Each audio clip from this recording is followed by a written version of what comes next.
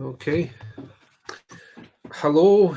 Good evening, good afternoon, good morning, wherever you're tuning in from. My name is Ben. Welcome to another Play Weird painting stream. I will be your host for the next couple of hours as we finish up Asami Tanaka from the Realm Beyond box. So, as you can see, we successfully finished up the freehand last time. With a lot of those sorts of techniques, we maybe could have spent, more time on that. Could have fussed over some of the details a little bit more, but as it is, that's looking pretty good for. Uh, I was going to say like a high tabletop standard, but it's maybe a bit. It's more like a sort of display standard we're shooting for here, really. So just so I think what we'll do is we'll probably jump in and start working on the base today. So what I've done is I've sprayed this a kind of lilac color. The idea being that when it's alongside our model, that along with the kind of purple tentacle bit, it's going to help to frame the center of mass of our model, because we do want to make the face the focal point as much as we can. There's maybe a couple little details here and there that we might straighten out a bit more on her, but she's looking good as she is, but we need to work on our base. So the steam cloud with the paper lanterns, it's actually part of the model that comes on the sprue inside the box for Asami Tanaka. But what I've done, as you can see, is I have used the little pull inside the base to create a pull. So like rather than filling that in or putting some sort of insert on it, we do have this very slight recess that when we put our UV resin on it is hopefully going to give us a suggestion of depth. It's going to make it look as if she's floating up out of the pond. And we're going to make it look, I think, a little bit like a Zen garden, something like that. But first thing that we need to do is we need to block in some of our other colours. So I think what we'll do is we'll start with a nocturne green, then we'll paint the stones, and then we'll take it from there. Hello, Kyle. Thank you for swinging by, joining us. Hopefully, getting to witness a rare thing indeed today, because we should actually finish something on stream. Rare for me, I should say. I know some of the other painters a bit faster than me.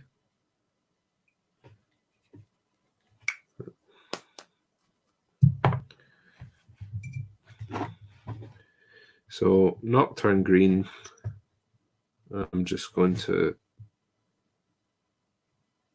put this all over the base here.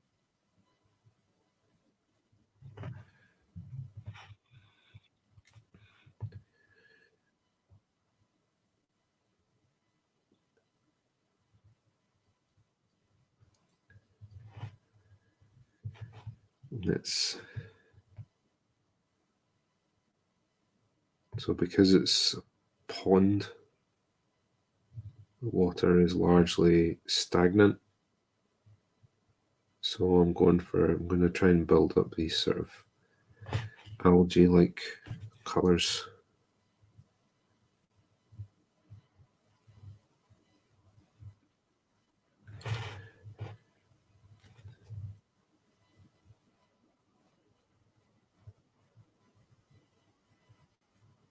Or do anything else.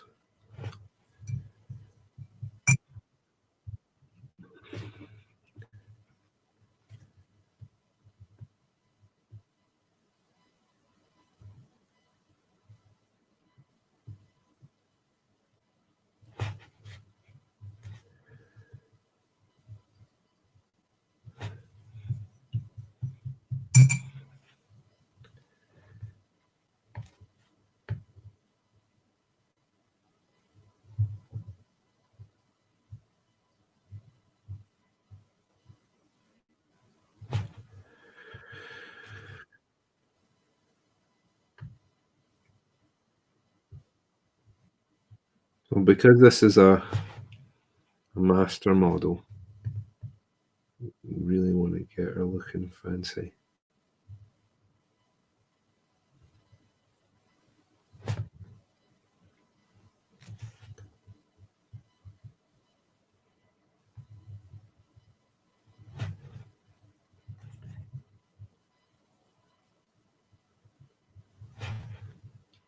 And it's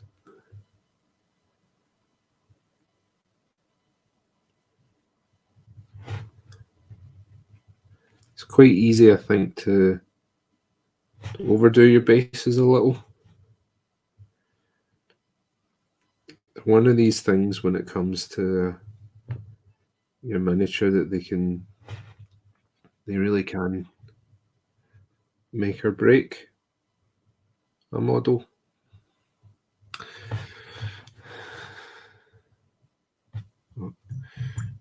Julian, you're pronouncing that Julian. I'm not quite sure how to pronounce that, but welcome from France. Thank you for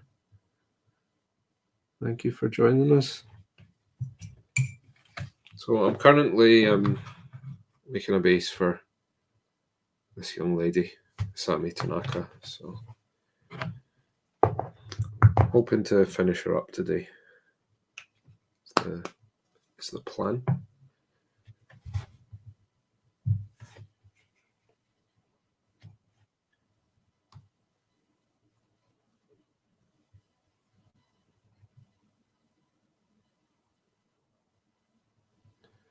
So I sketched in the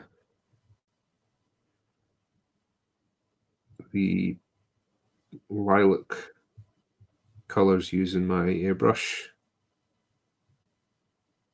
before I came on the air.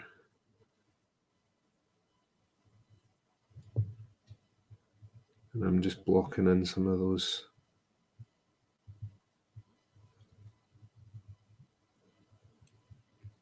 murkier green tones just now. So I'm starting with Nocturne Green, which is quite a dark green, because I do want to suggest quite a bit of depth to this pond, as if it quite suddenly drops off.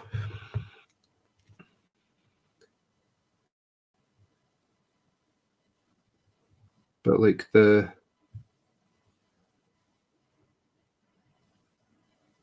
lake in the baggage train attack in Game of Thrones. He's riding alongside the shore of the lake and then he falls off and it's like 20 meters deep. Ever notice that? He's riding alongside this lake.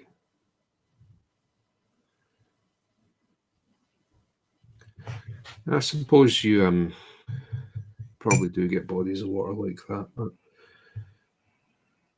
considering people were just like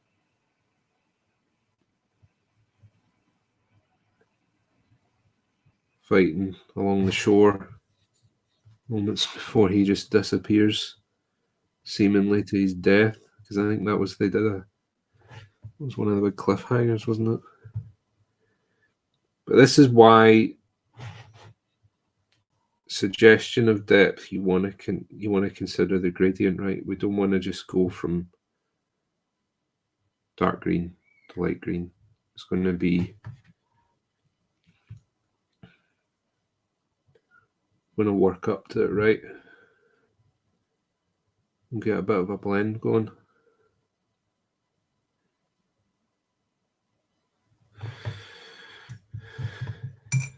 Good morning, Firak. Thank you for joining us. Finishing off Asami Tanaka, the Oni keyword master. I'm just going to give this a blast with the hairdryer and do another coat.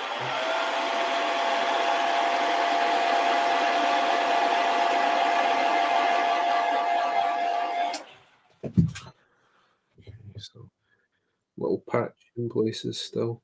So, one more should do it, I think.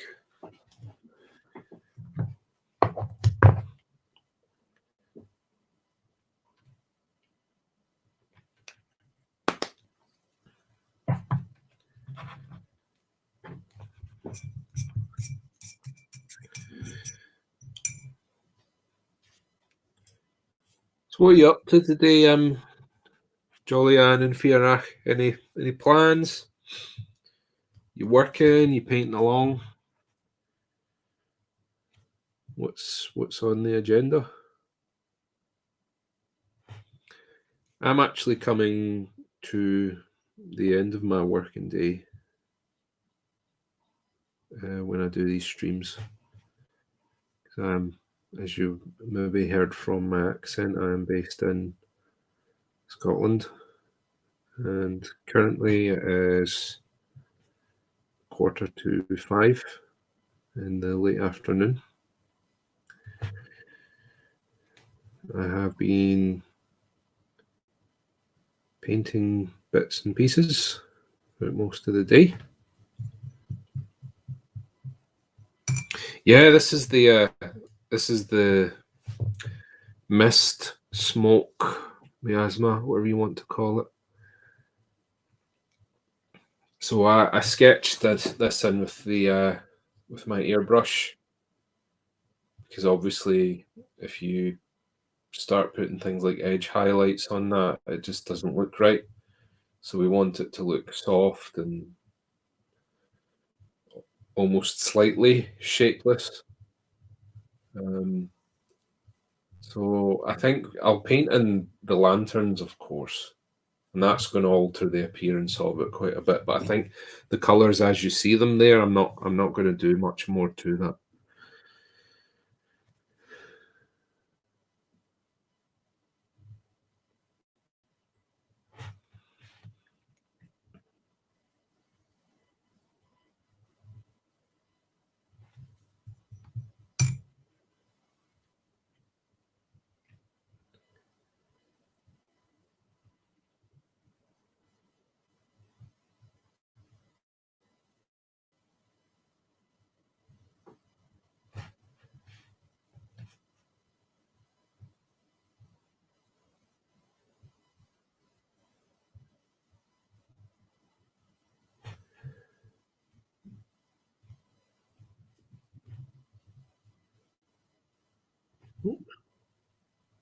Uh, Hair or something there.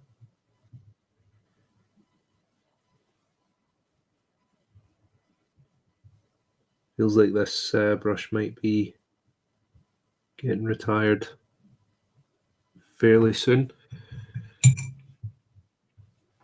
You can see that it is still holding a bit of a point, but it's struggling at times. So I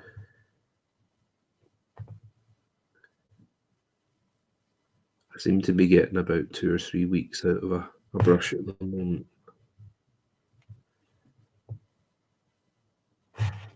What happens once this brush is no longer fit for doing fine detail work is it will probably get demoted to working on metallics. That'll be its next lot in life.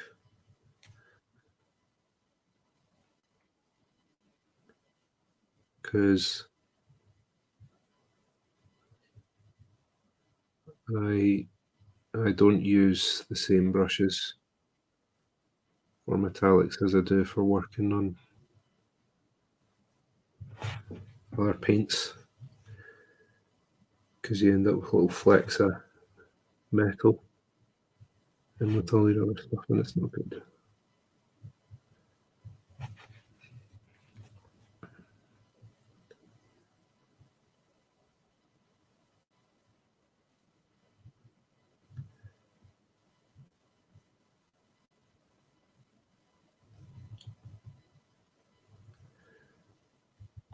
Okay.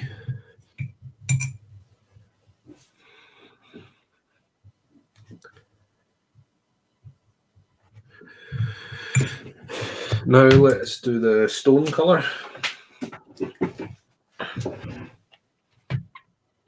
So I'm using brown grey for this, because the stones are going to have a bit of algae on them as well. So before I move any further along,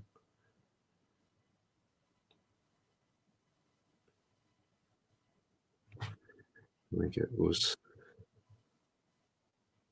sorted.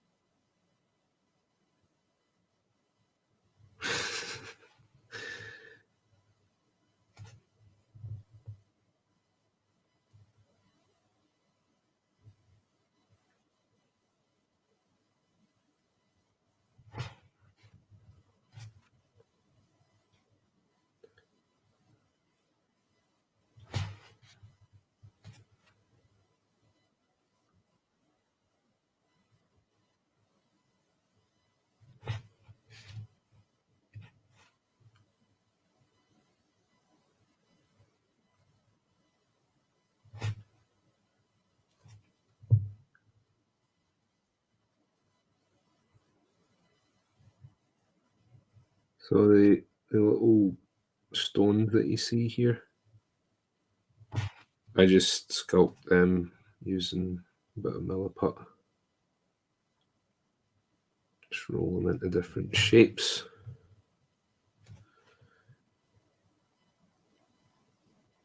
And then I just stuck them down.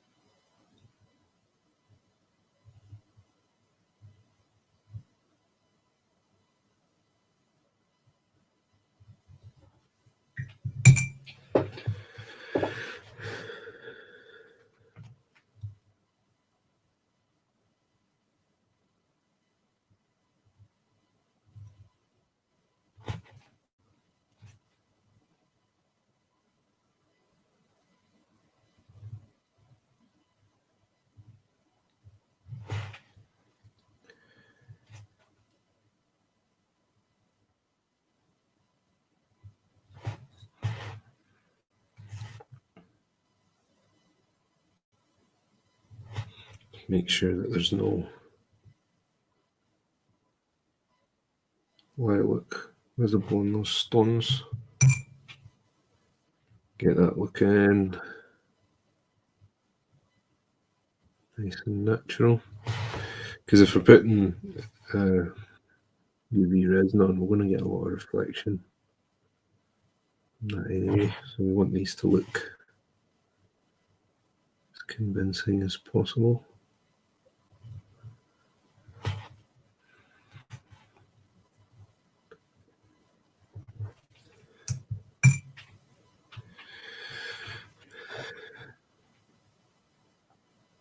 Ten Thunders have just as much space in my cabinet as shame as any other faction.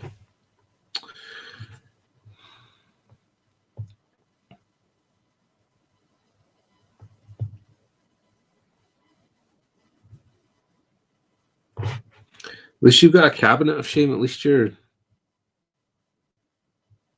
looking after your stuff, protecting it. It's not just in a sad pile.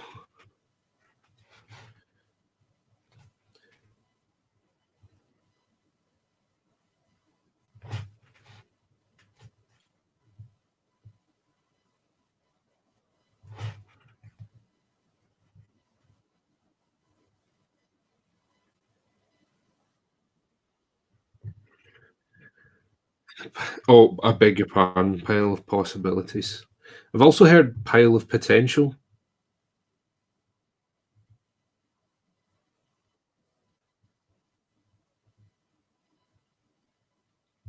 I like pile of possibilities, though. I feel like that sounds a bit more mystical.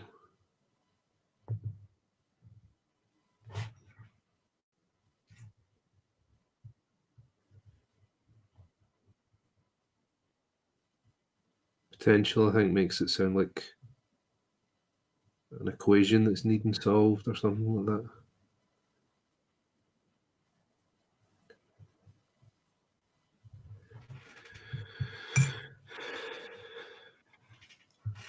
Nightmare Molly's been a possibility for 2 years. Poor girl.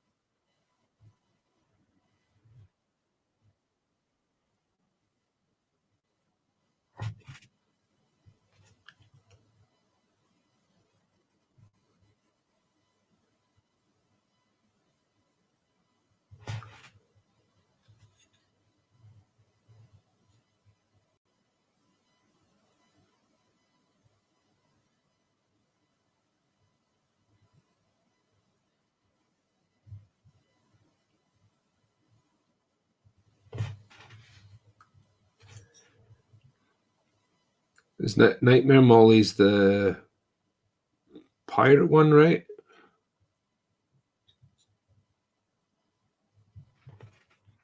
I believe she's the pirate one.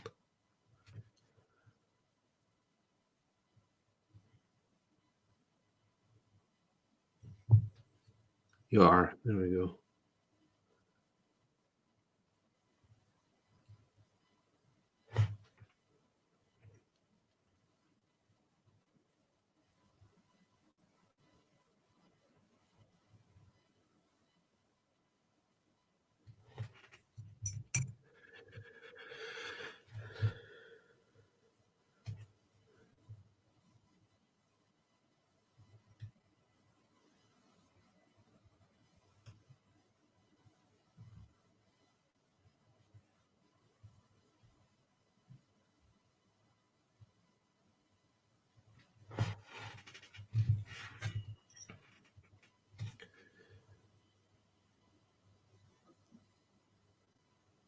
Okay, so we've got the base coats on those stones, but they're looking kind of weird still.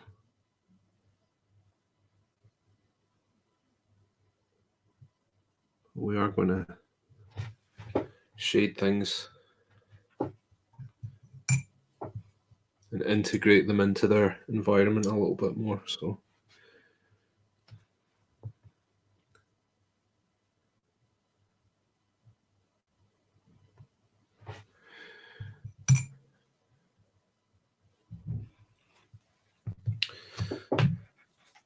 yep, I think we're all facing down a big old pile of possibilities. So, such is life.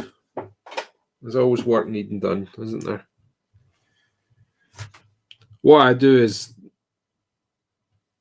with possibly a few exceptions, generally speaking, if I've got something that's been sat there for a bit too long without anything having happened to it, then I'll move it on.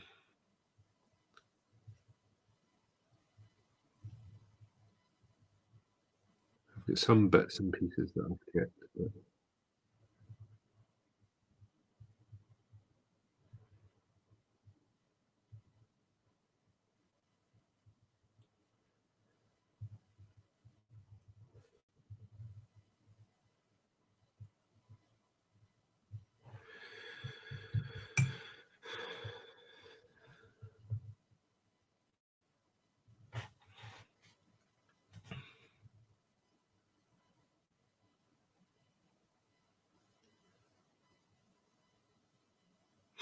skeletons in my closet.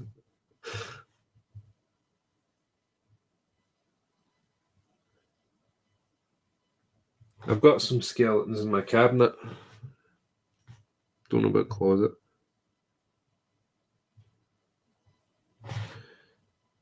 So are skeletons in a cabinet more tasteful than skeletons in a closet because you're being more honest about them?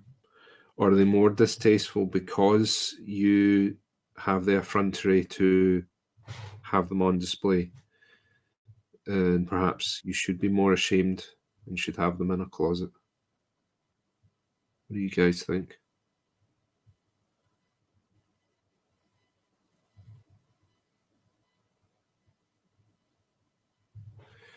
What one should it be?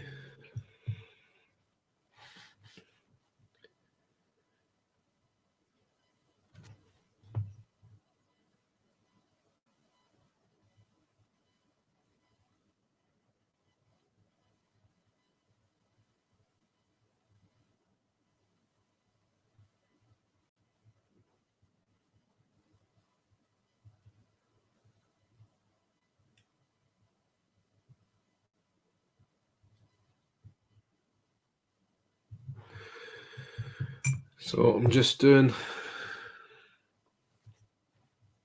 little bit of layering on stones, trying to make them a little bit more convincing.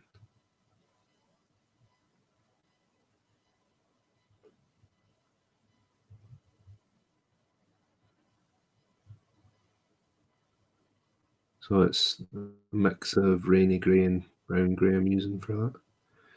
I just feel that brown grey for stone, there'll be a few exceptions to this, but it generally looks a bit more natural. So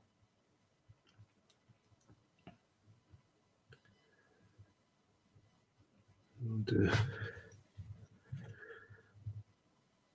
some texture on that as well.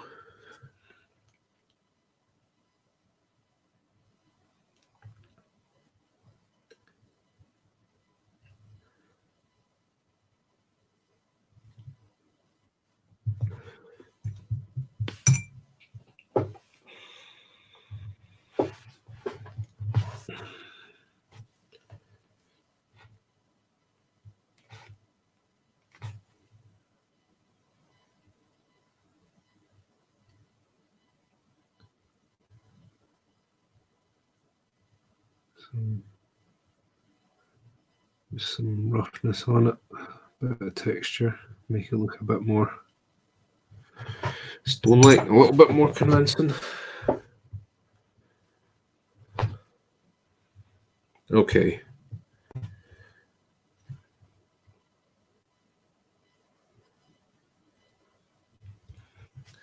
And do just a little bit of Arctic blue into that rainy grey, just for a wee final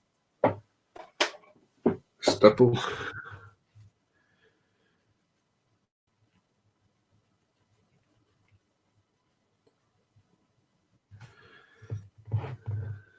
And just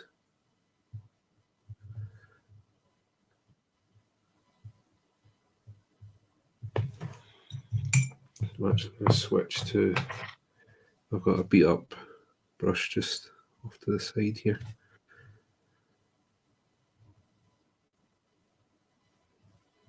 So it's going to make this look a bit like lumps of granite that have been eroded over time.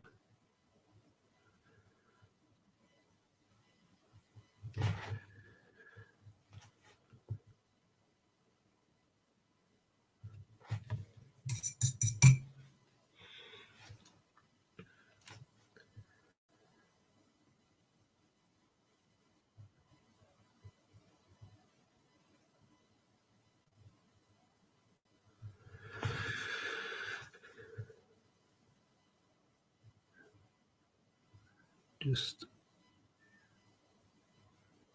put a little bit of an edge on it. Not a hard edge, but just enough of an edge that makes it a bit more defined.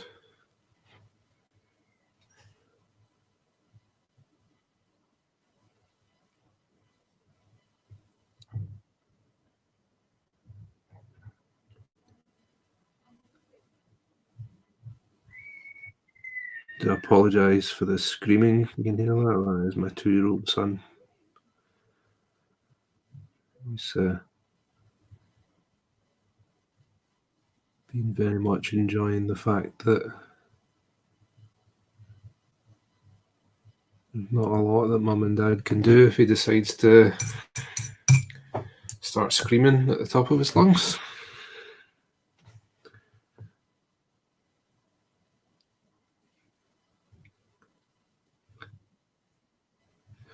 He's a good wee boy. He just enjoys making noise, as little boys do.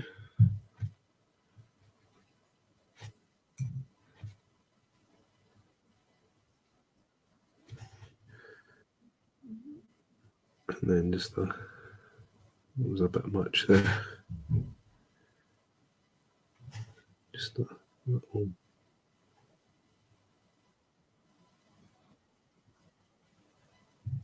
extra bit. And this is just so it's kind of an inversion of my previous mix, which was rainy grey with a little bit of Arctic blue. This is Arctic blue with a little bit of rainy grey in it. Just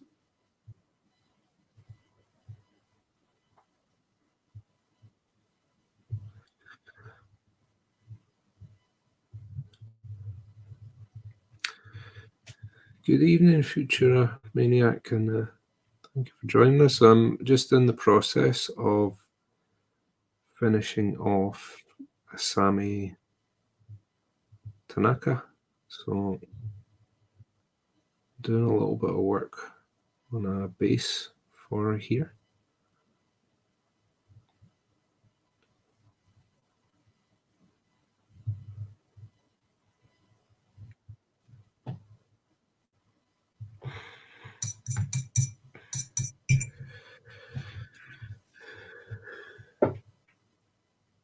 There we go. So we got those stones are looking pretty good. So let's have a wee check, make sure I've not missed any messages. No, okay. Now then, so we want to go back to our green. So I'm going to keep it quite drab just now with the field grey and Ardennes green mixed into the nocturne green, just to take a bit of. So that's just going to be for the algae.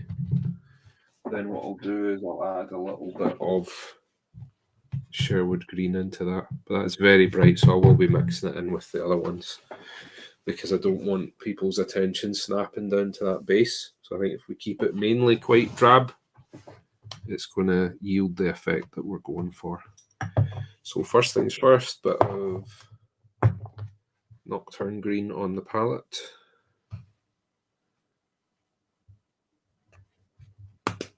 This is a great colour, by the way. There's so many uses. The camera wants to focus on it. There we go. It's very, very dark green.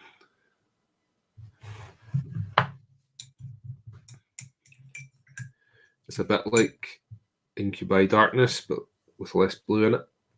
Where Incubi Darkness is a very dark teal, Nocturne Green's a very dark green. More like a flat green, but really dark. It's a great color.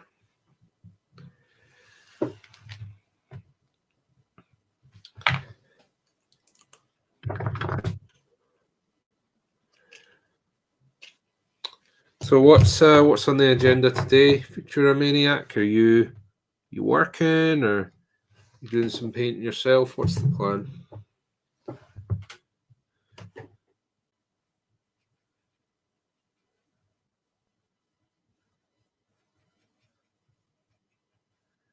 There we go.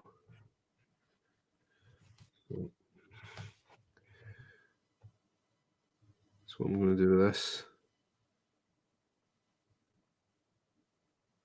is we're going to push this up towards the edges. And the good thing is those stones, they've been stuck there for a while. So if they get some of this on them, it's actually just going to help with the effect that we're going for. So I'll actually go and glaze some of this around the edges on those stones. But it's very much one of those things where less is more. So we do an initial pass, see how it's looking, and then we'll maybe do a bit more on them. So just pushing that down. So what we're doing with this is, one, it's going to help anchor those stones into the environment. They've been sat there a while, they're getting all dirty, mossy, but we're also helping with that suggestion of depth. So obviously if the water's not as deep, it's going to be a bit lighter out here. So in the middle there, we're going to keep that pure Nocturne green. And then the outside,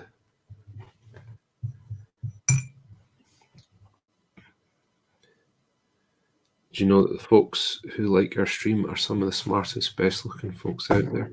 I always suspected that. I'm glad you were able to confirm it for me, though. Play Wyrd, thank you. I had my suspicions. You just confirmed them, so thank you.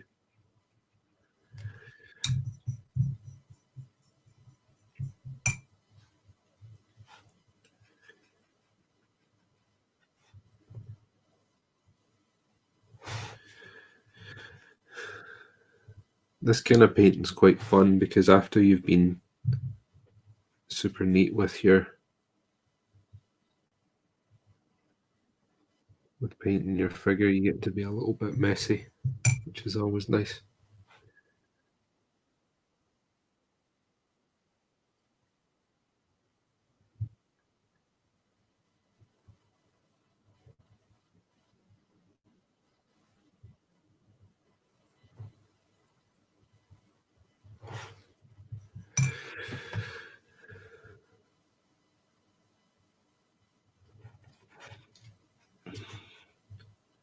Little glazes on the stones there.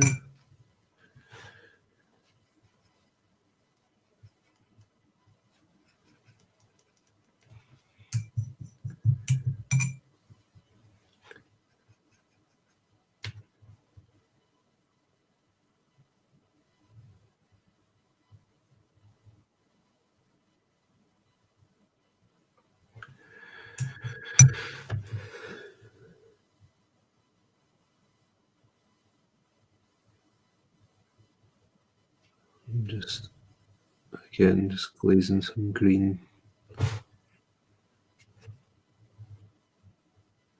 onto those rocks as I take care of these brush strokes.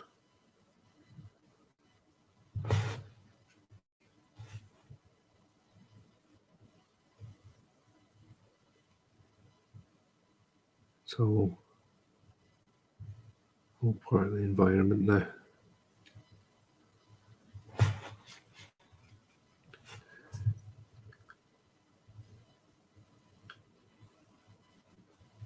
Oh, a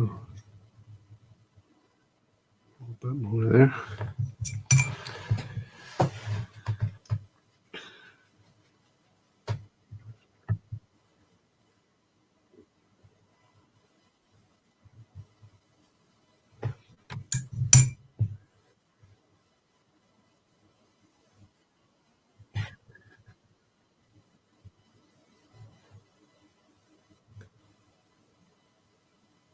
Always fun, I think, being a little bit messy with your painting.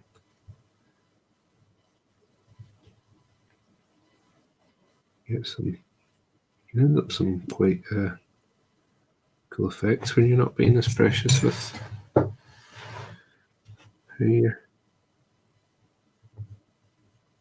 your stuff's looking. Okay, let's dry that off.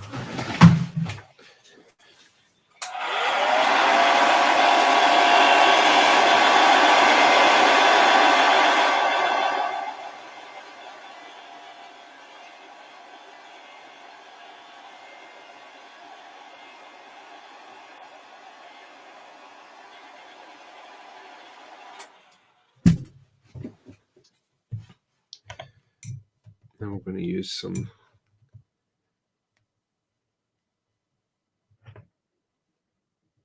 Ardennes green just on its own. It's a little bit lighter, it's got a little bit more yellow through it. And just pushing that up.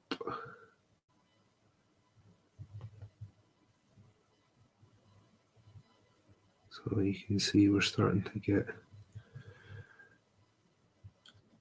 more of a suggestion of the depth of our water now.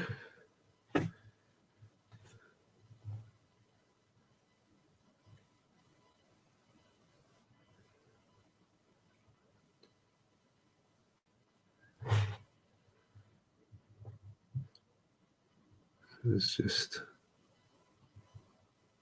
hoping to make everything look more natural. And with this one, I will do a little glaze on the rocks, but I can also do a little bit of stipple as well. And that's going to look like a moss or algae creeping up the rock.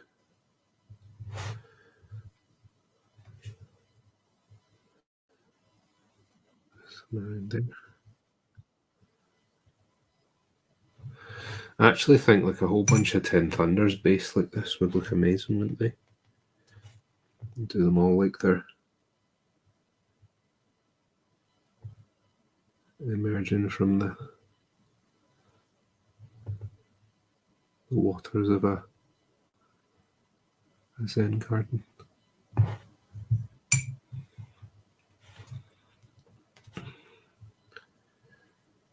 I'm just building this up a little bit.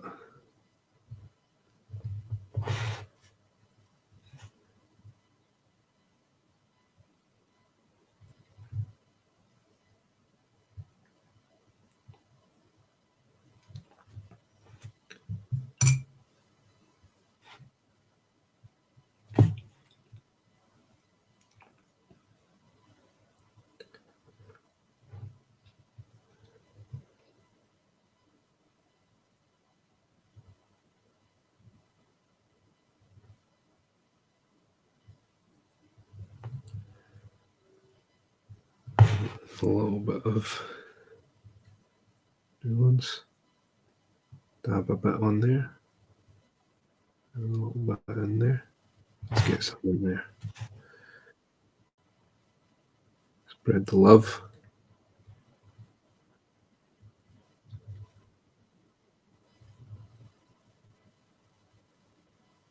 we go.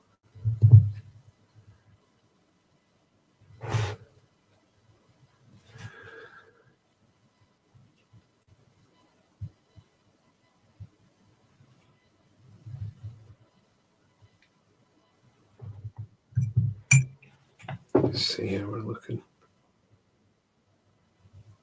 Oh,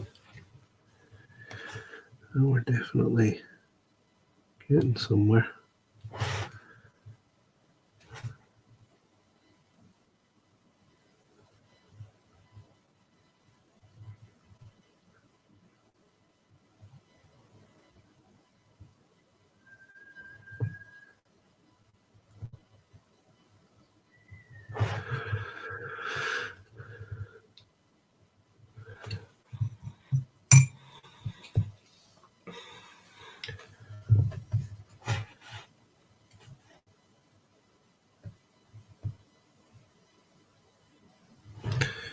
So you'll see that I've got quite a bit of purple on the rim of that base still. So I've mentioned a couple of times before on stream how neatening up your work, if you're not sure how something's looking, is a great way of just double checking that you're heading in the right direction. So, oops, wrong brush. So let's see that in action.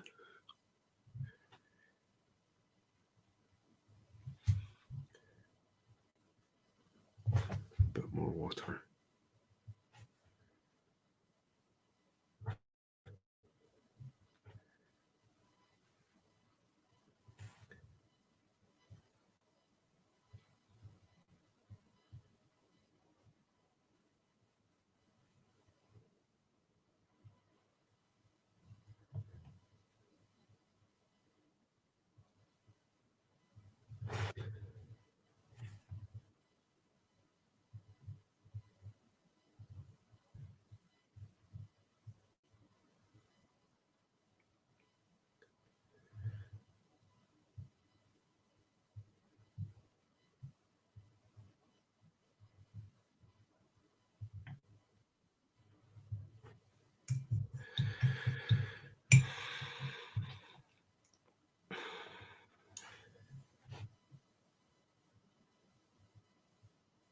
Come on, focus.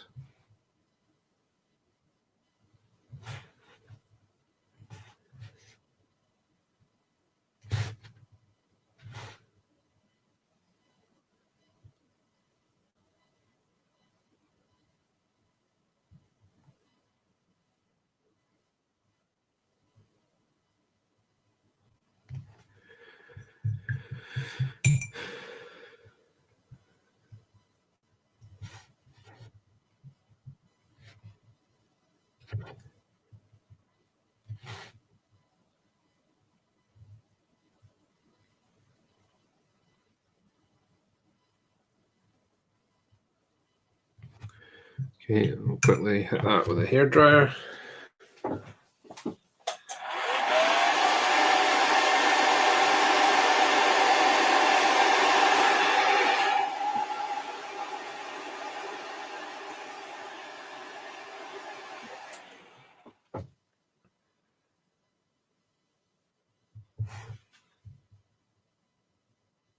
What a difference. That actually looks like a pond almost.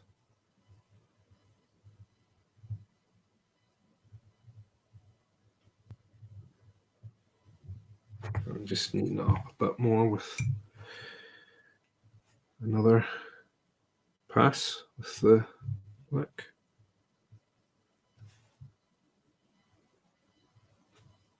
A bit more water in that.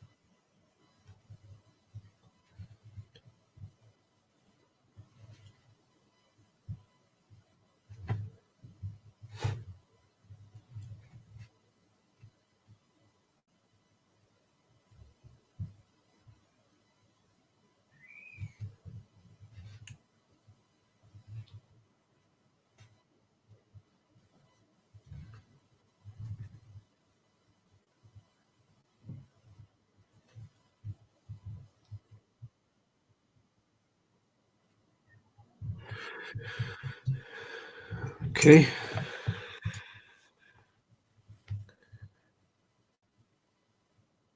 Great. So I think we're ready to paint the lanterns. Let's give that another.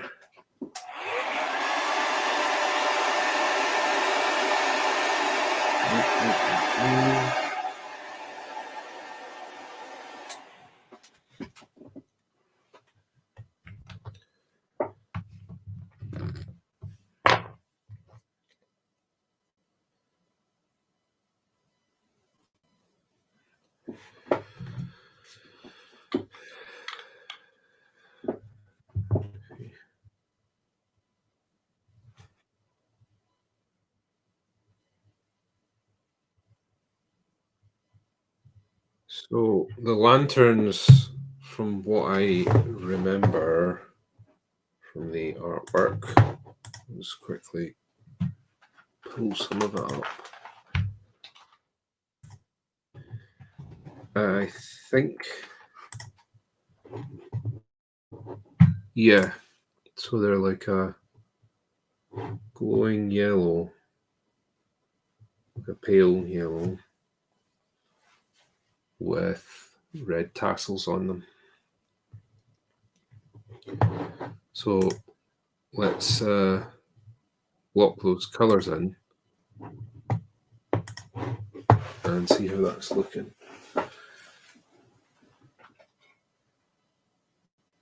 So for the yellow, I'm going to use Iroko, which is quite a sort of sandy yellow. And then what I'll do is I'll lighten that up gradually with some ice yellow. Because it's a sort of, they're paper lanterns, so it's quite a soft glow.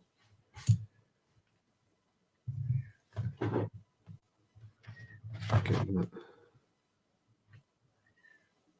That's a bit better. The camera's trying to focus on that. Gloss varnish in the corner. So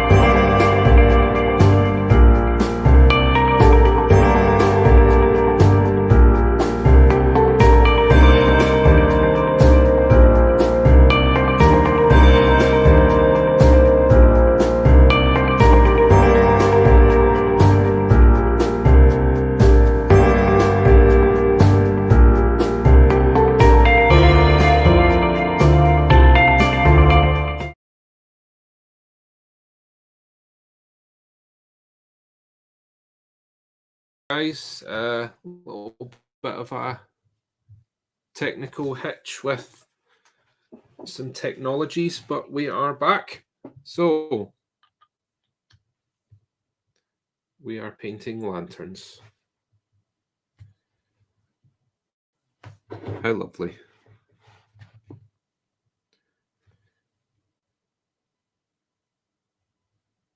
So just get a nice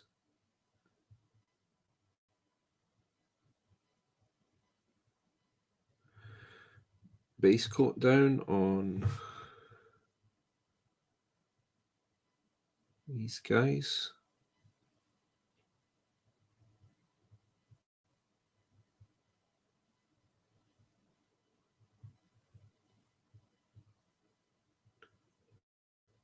Just keeping the brush strokes nice and neat so we don't have to go back and tidy up any work we've already done.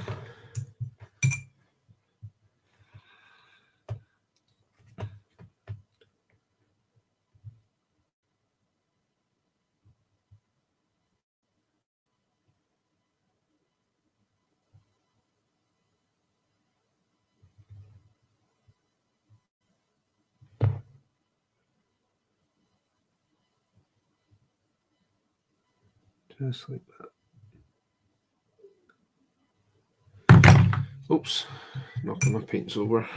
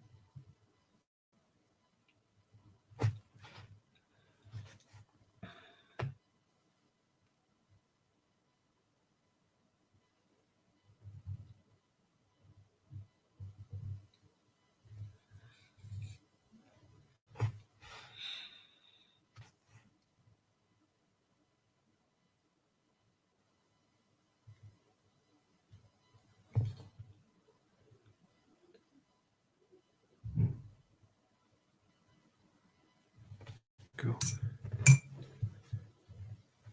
I'm just using, I'm not quite sure when I went AWOL there, but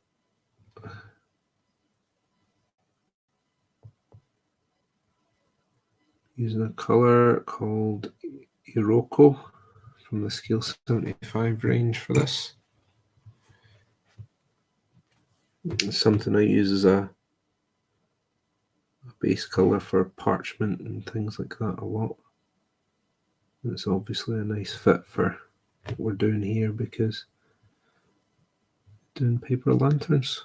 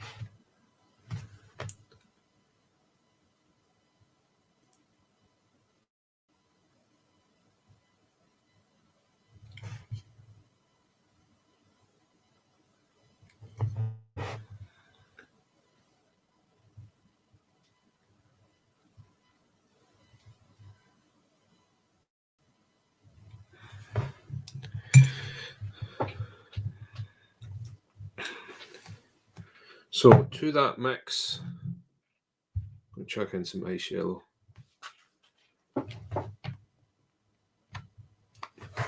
I'm going to use a small amount initially, work right up through that, and then what I might do on top of that is a highlight of white sands to really sell that. The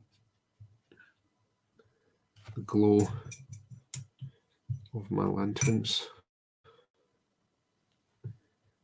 So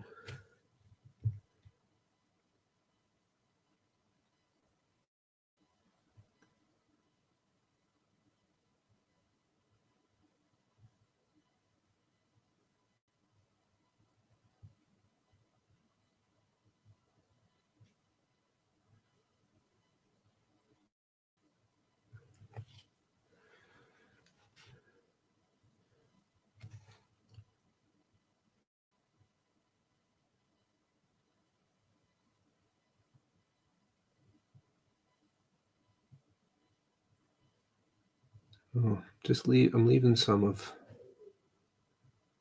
previous layer visible, of course.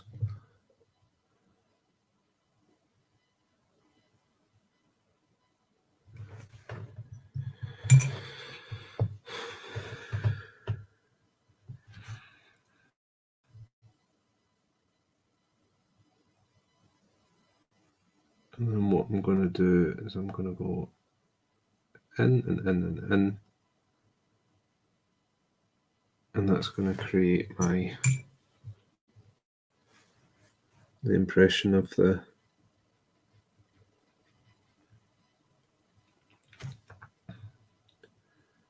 lanterns glowing.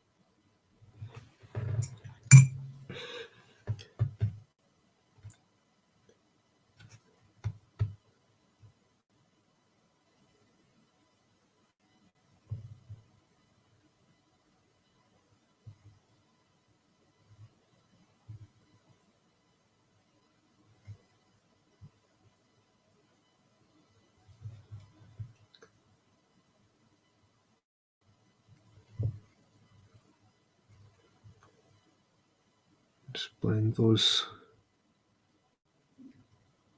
layers in a little.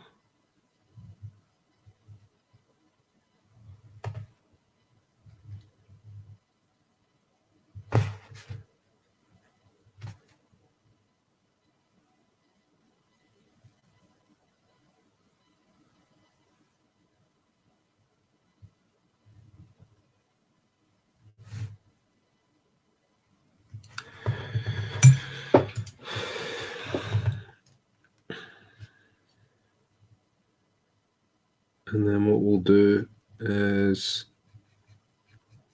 a mix that is pretty much just ice yellow with a little bit of Iroko in.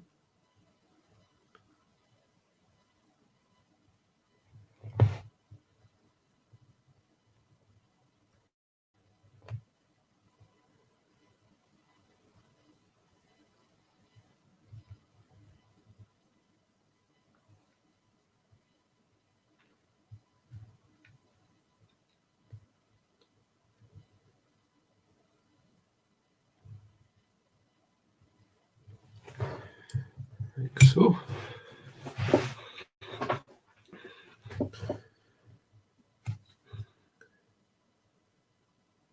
strengthen that a little. And you see I'm going further down is obviously inside the lantern. That's where our light source is. It's right down there, isn't it? So I'm going to deposit as much pigment as I can near the bottom of my lanterns.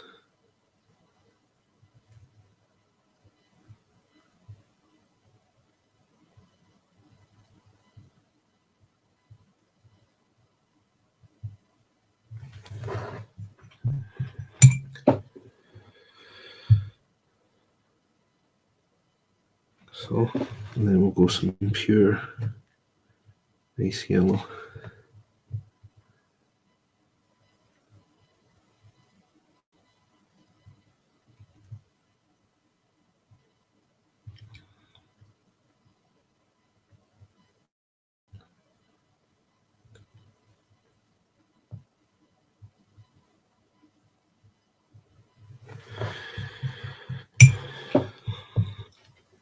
I think we can push that a bit more, so we're going to go up to white sands.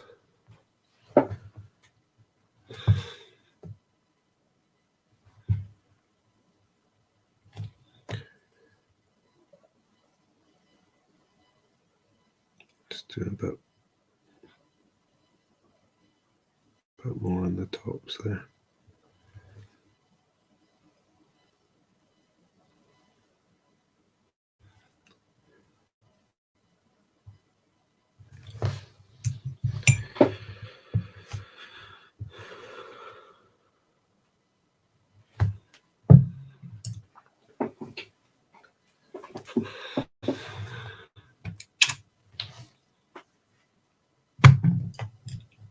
So I'm going to mix a bit of white sands with ice yellow first.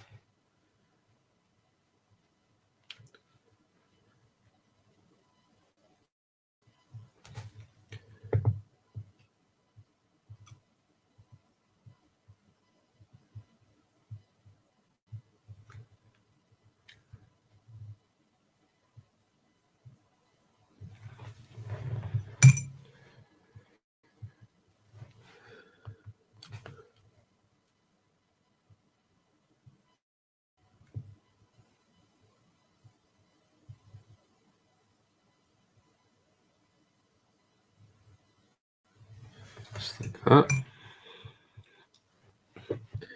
And then last of all, a bit of pure white sands.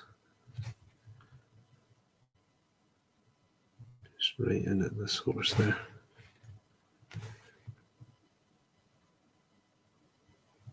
Um,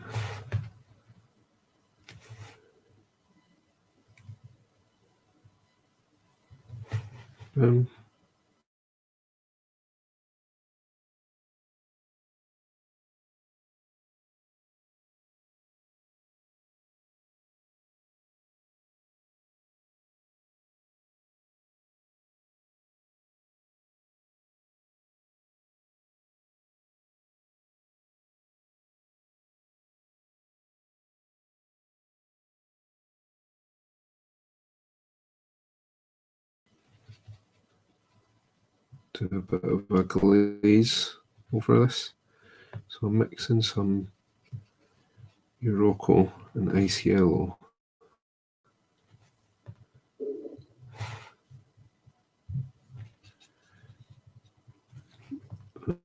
I'm just going to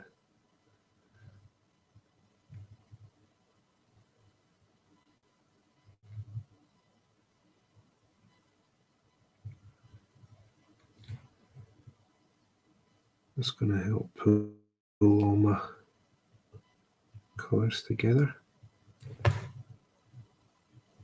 So, and this time I'm pulling away from the source because I don't want to dull that too much. There we go. Now we need to. Just going to actually brighten some more of these up a little, just a little.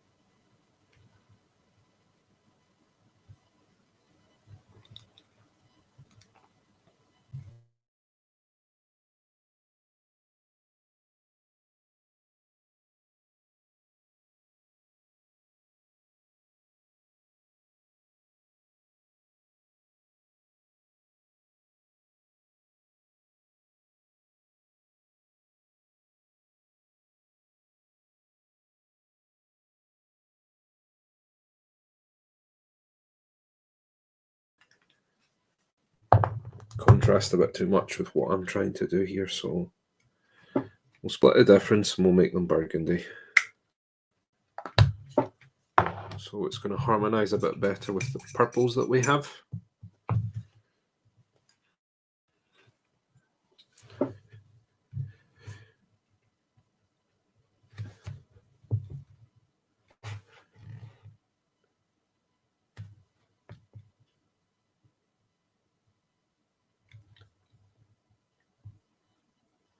It's not going to stand out too much against our lilacs.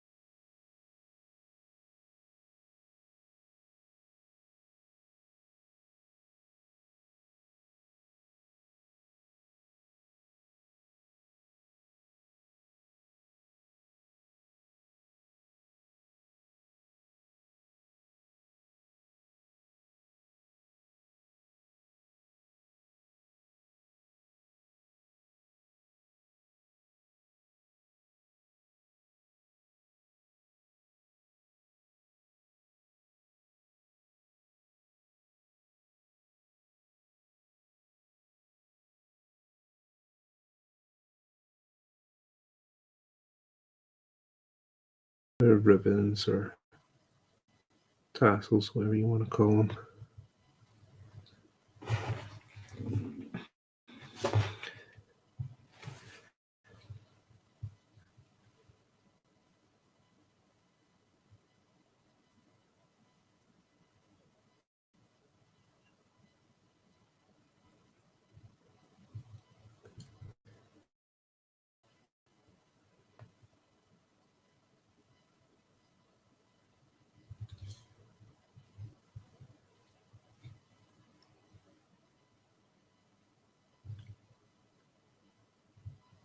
Hey, we back?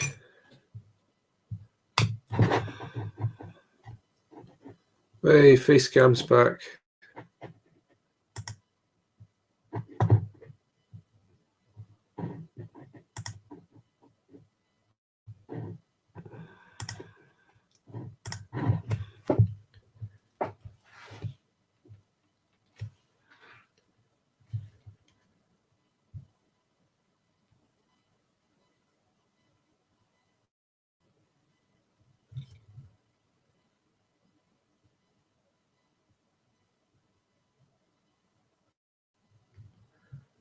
Play Wyrd's leveled up on their Technomancer skill tree now as well.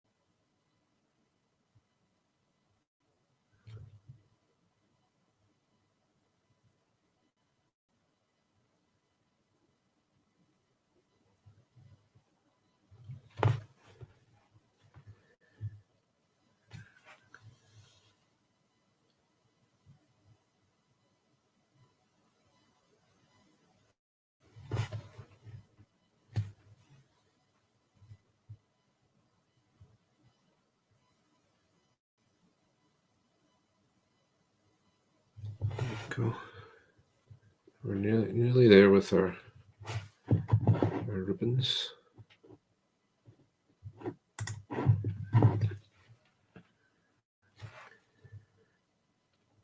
It's taking me a little longer, this, because I'm just trying to be neat.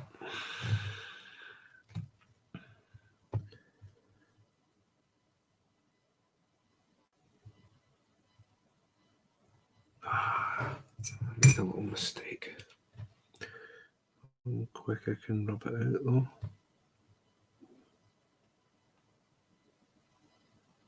I think we got it.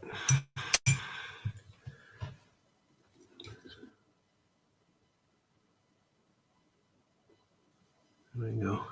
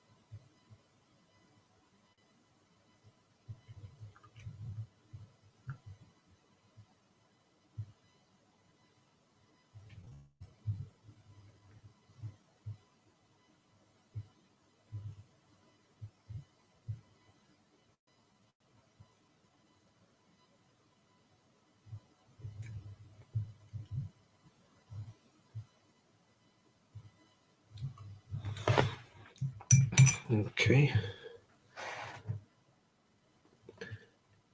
Almost there with the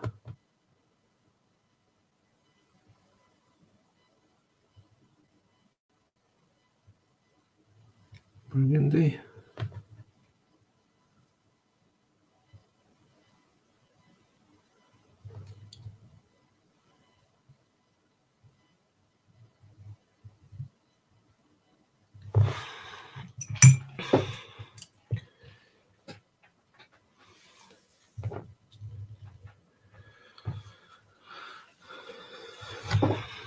Now let's highlight that a little.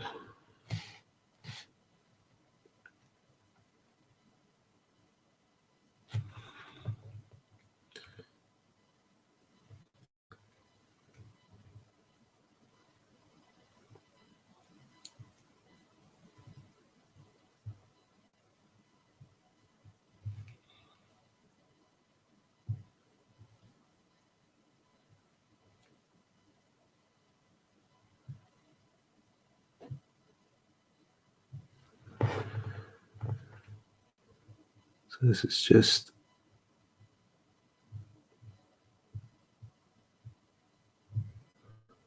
Baraknar burgundy with a bit of ice yellow in it.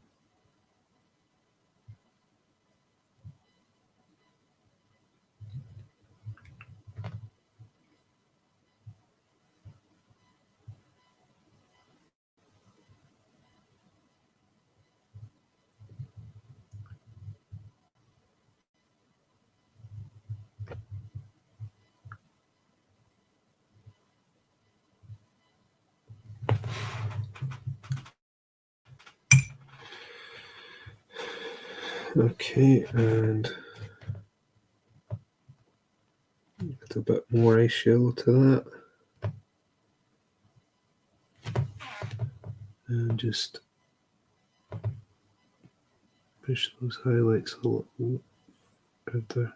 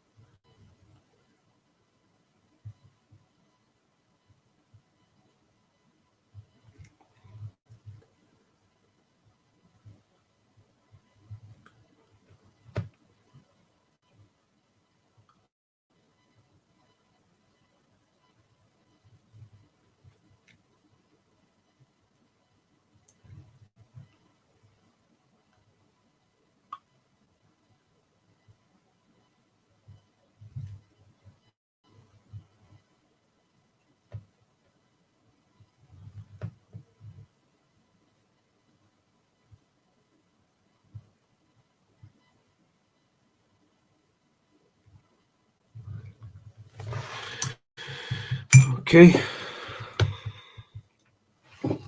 I think we can maybe push the contrast on the lanterns a little bit. So I'm going to use a little bit of English uniform. I'm just going to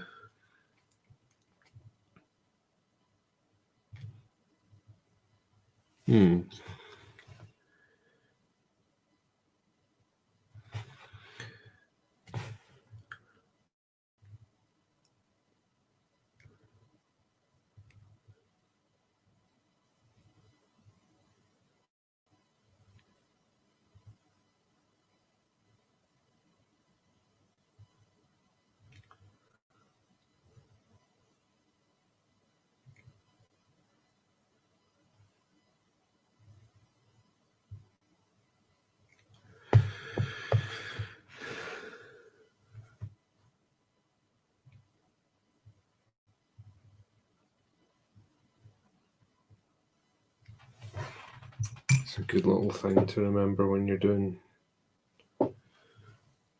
things like OSL, object source lighting, is that it's not just about using bright colours, it's about application of contrast.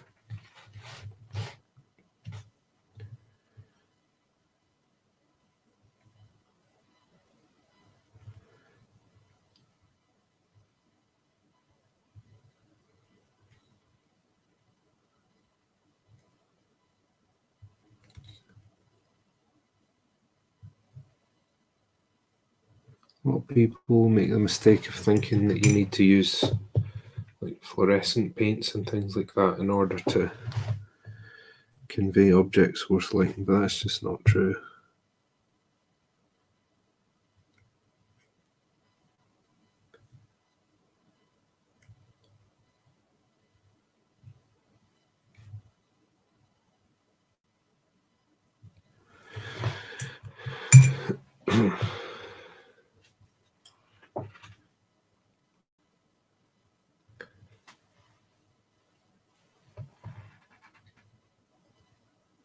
Right, so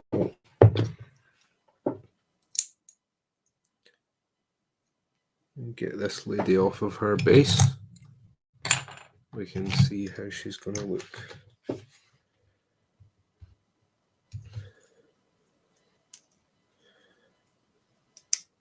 There we go.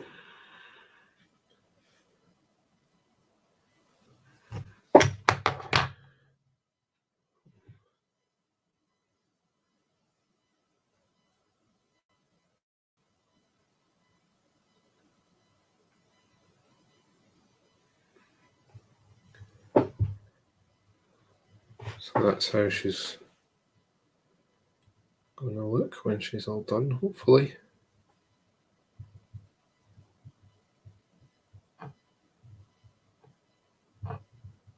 But we've got a couple of finishing touches to do. Namely, I think the first thing is we need to stick her into her base. So we need to get her stuck down like that. And then I'm going to pour the resin in to look like water. Might do a couple of reeds or something up the sides as well.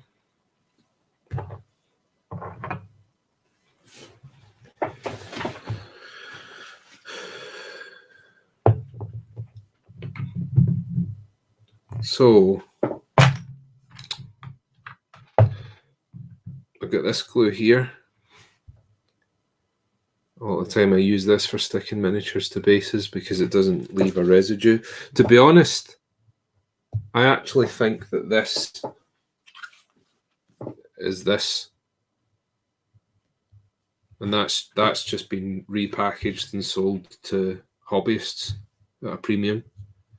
So this is Evo Stick wood glue.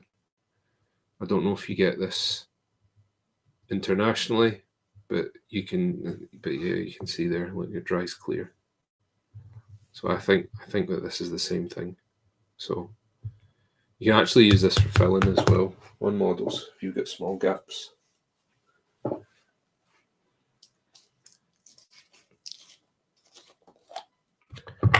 So I just use a little cocktail stick.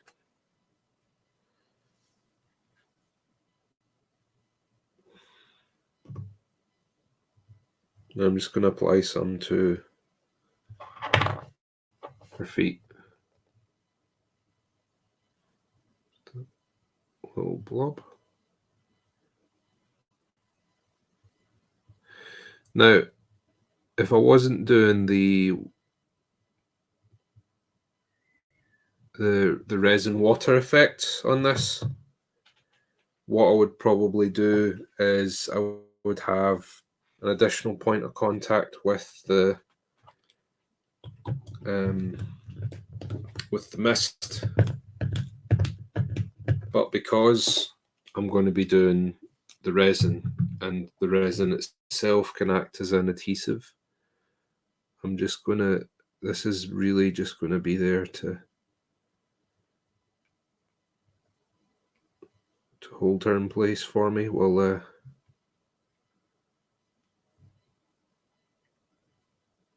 the resin cures.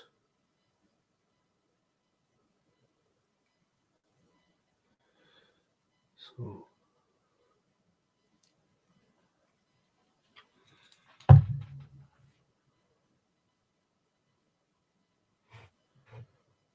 yeah, so I'm just gonna let that dry for a minute.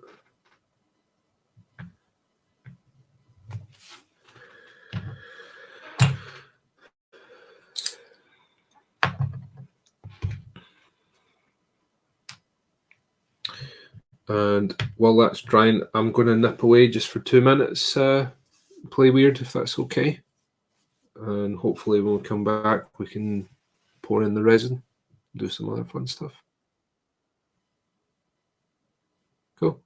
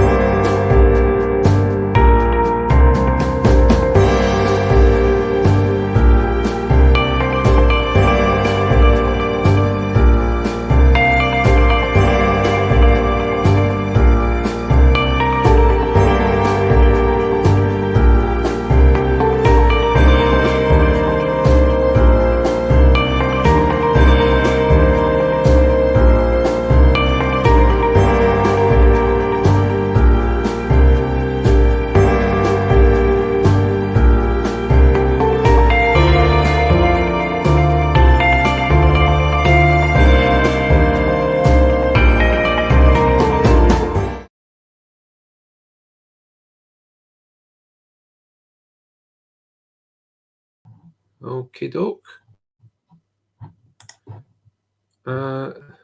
Thank you for waiting there, folks.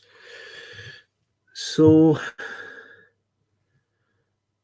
the glue's not fully cured on her feet just yet. You can see it there. Still curing a little. So let's have a look and see about putting some little bits of grass, some leafy bits on. What have we got?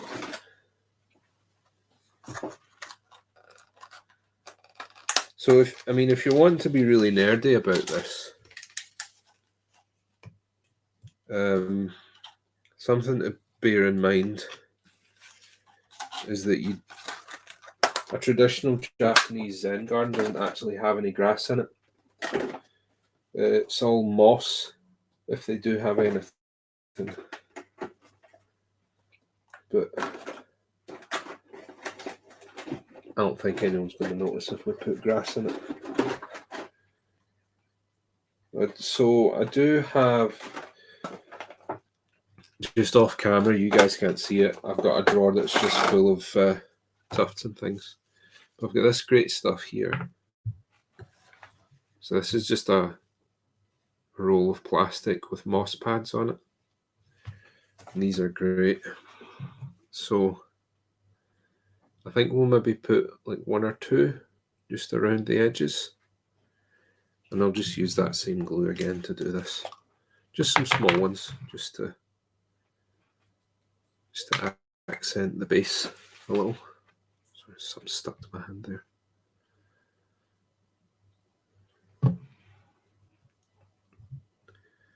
So maybe have one here. Put something in there. There.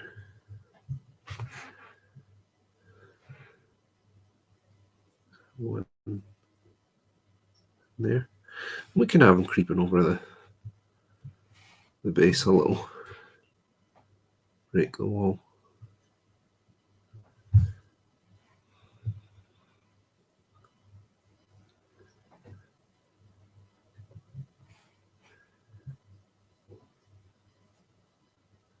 I think that's okay. So I'm just going to use some little ones for this.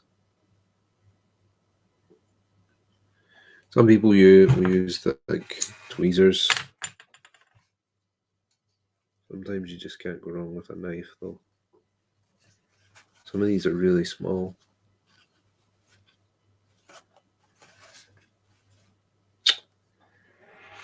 I just lost that.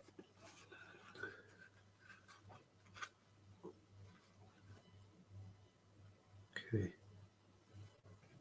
So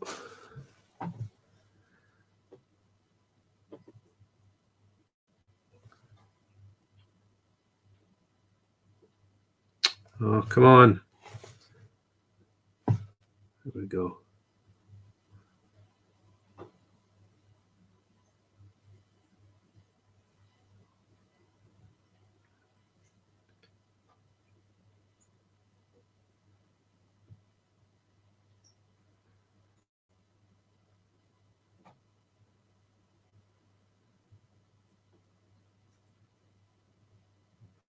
A little bit messy, but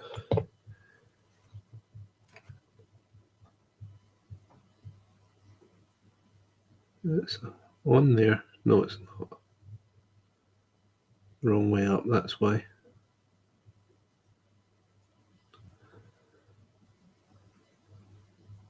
Get in there. Come on.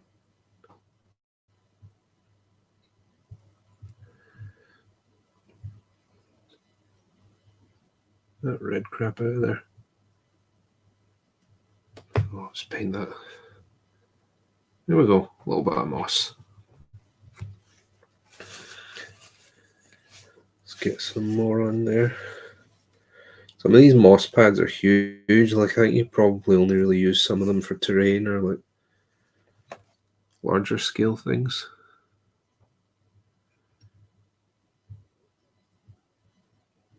There you go.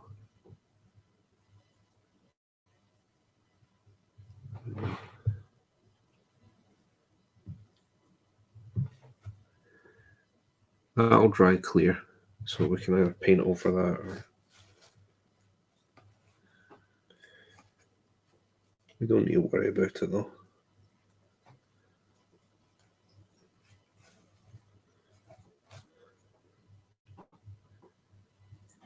Get that in there. Amongst those rocks.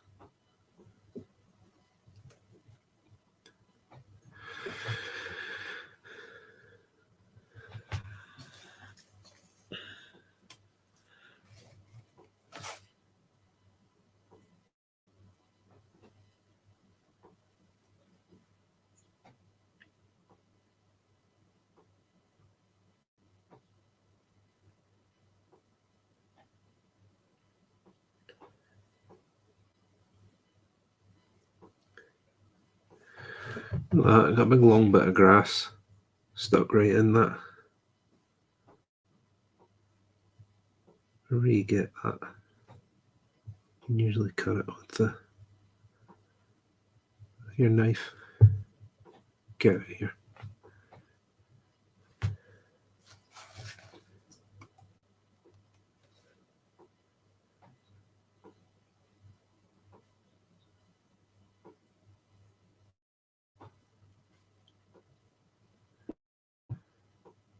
Okay. And then we'll do one more on the edge there, I think. Just a little one.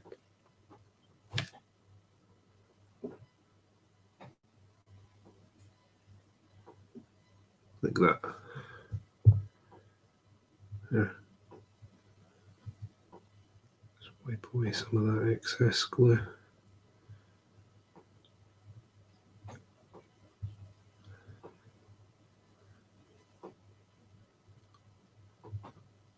Don't want to do too much because it's quite a small base and we don't want to have too much going on there.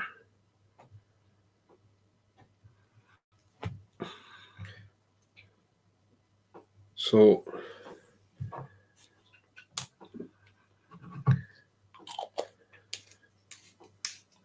I would quite like to have a couple of little bits of grass at the back, I think.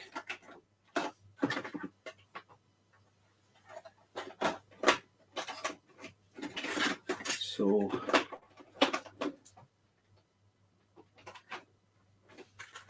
I've got this stuff here, but I don't want it to be gigantic. I want it to just look like a little sprig of something popping up from the water. So I'm just going to take a tuft that I've got.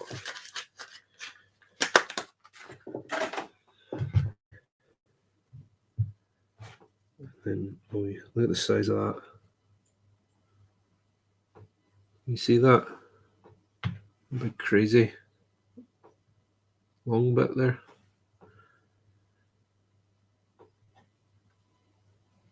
Oops, I think I accidentally dunked that in the paint. So I'm just going to cut this with a scalpel because I just want a little sprig.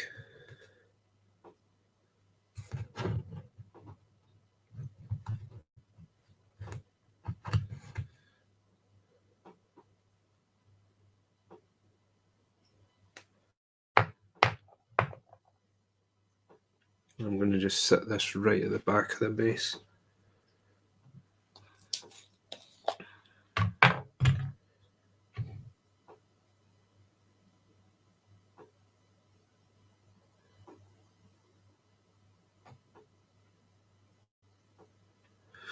I'm going to use some tweezers for this bit.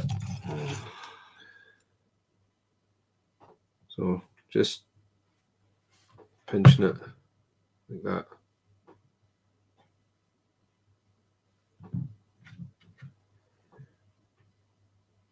And then that's going to go, I think, here.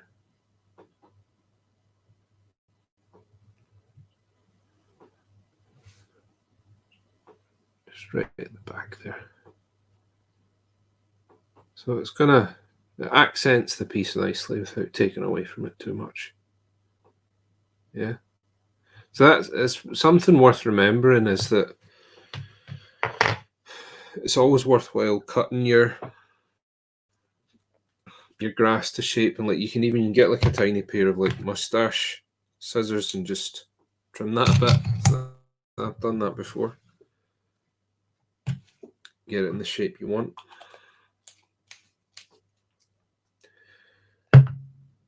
So I think I don't want to rush the resin pour because that can be quite tricky.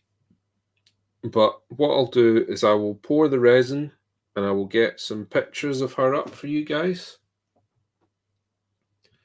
But there you have it. That is Asami Tanaka pretty much done. There's probably a couple of bits here and there we can neaten up. Like I think that lantern at the bottom right, I think I've maybe gone over a little bit. It's a little bit messy there, but she's pretty much done.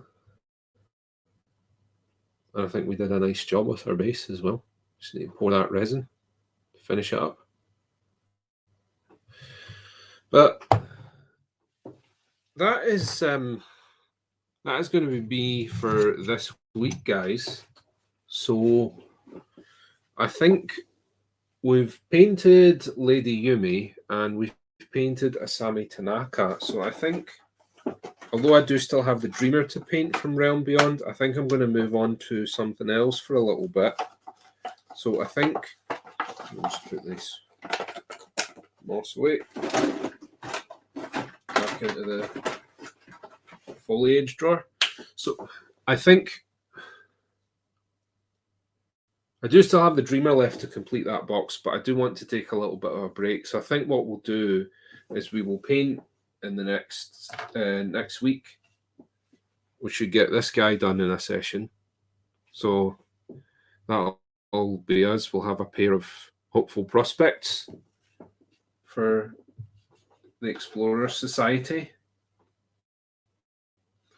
And then I think we'll maybe do a bit of work on Brutal Fate, possibly. And then we've got some Hoffman bits and bobs to do.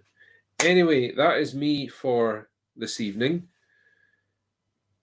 I think it is Haunted Hobbies tonight after me. I'm not sure who's on tonight. It is Haunted Hobbies. Cool. So Jess will be painting something cool, no doubt. I'm not sure what he's working on. I think he was working on Calypso, but I don't know if he's finished up with that. And then Eleanor waltzes in right at the end of my stream. Disgraceful. Anyway, guys, that is it for me this week. There's still plenty to watch. Oh no, it's the end. Yep, it is the end. So thank you for coming in right at the end to support me as I sign off, Eleanor. Anyway, guys, there's plenty more to watch over the next couple of days, and I will be back on Monday to paint some stuff from the Explorer Society. Cheers, guys. We'll see you next time.